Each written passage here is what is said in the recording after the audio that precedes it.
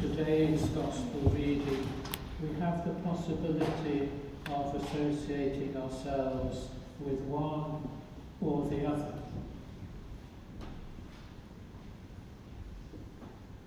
Both young men were sons of the same father,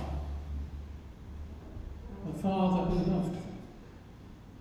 loved them so much that he was prepared when his younger son said, "Give me all that is mine." He gave it to him. And the younger son then went and wasted it all.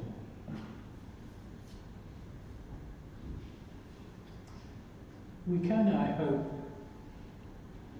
think of ourselves and associate ourselves with that first son, the younger one. Don't think for one moment that you're anything faithful to God, because in so many things we're not. God has given to us all that we have. In his grace and love for us, he has given us everything. Everything that we have is a gift from God. So what do? Do we stay in thanksgiving to God, grateful for what we have? Or do we leave him to one side and go off into a strange place, following those who don't either know or love God?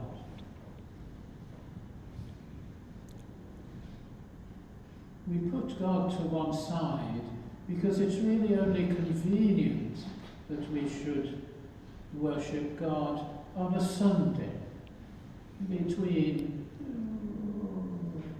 I'd like to say 11, but 11:30 when we get here, or 12 o'clock when we get here, until the liturgy finishes. And then when the liturgy finishes, we put God to one side again, and we take up our usual way of life.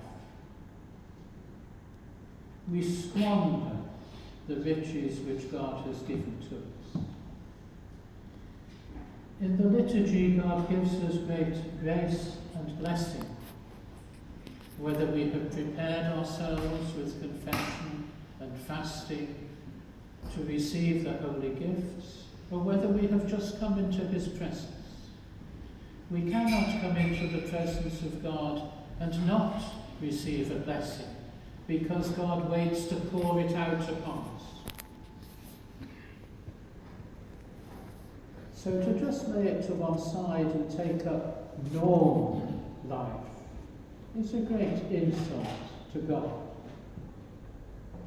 We have to learn to be thankful, to say thank you, not once a week,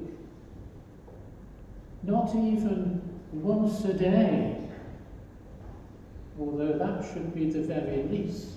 Once a day we stand in the presence of God and thank him for what he's given to us.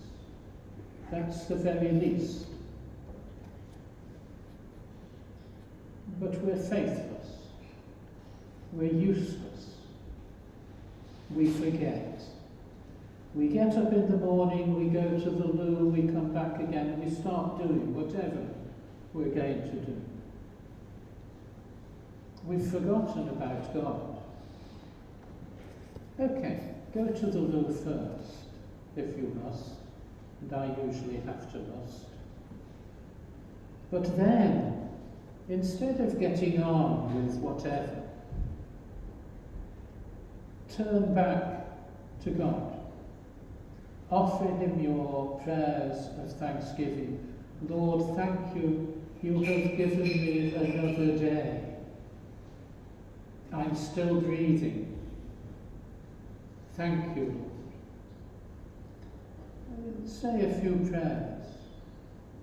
And then Ask God's blessing on what comes next, whatever you're going to do next.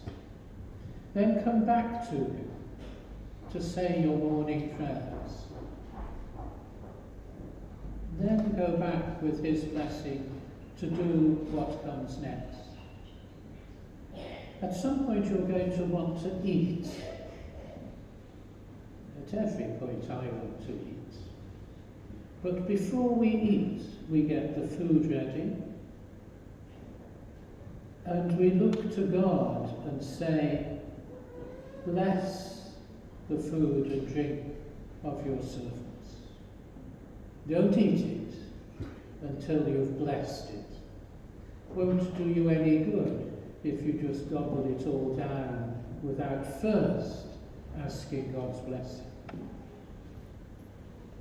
He won't cook it for you, but He has given it to you. And then at the end of the meal, say, thank you.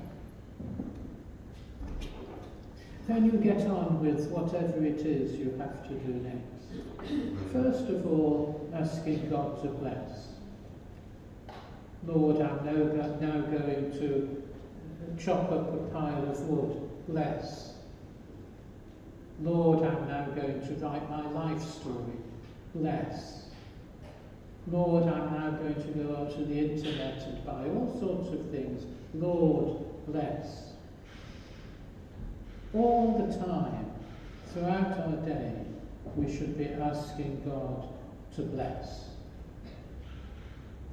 If we're not offering like that, in communication with God, how can we call ourselves Christian?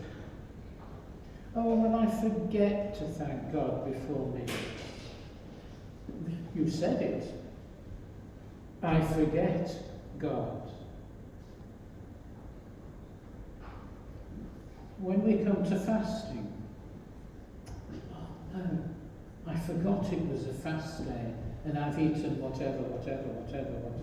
We forgot.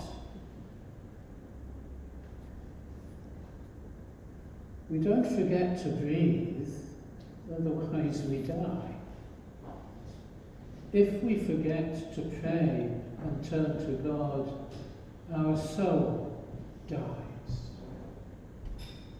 It takes a long time for the soul to die because God is so compassionate that the minute we turn back to Him, He's there. Like with the father of the prodigal son, the son who wasted everything. As soon as his son decided that he would come back to his father didn't stand on the doorstep with his arms folded like this. You've come back, have you? No. He ran out to meet him and ordered a great party to celebrate his coming back home. The very minute we decide that we want to turn to God, He comes to us. Make no mistake, the minute you have decided that you want to come back to God, you don't stand a chance of not doing, because He will come to meet you and draw you to Himself. Then we have the other side.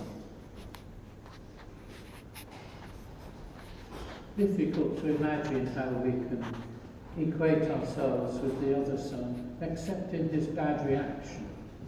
We can't say, yes, I'm constantly faithful to God, saying my prayers, remembering Him throughout the day, faithful in all things to God. What we can say is the minute we see God blessing somebody else, we complain. How come I will? How come I'm not blessed? Look at them.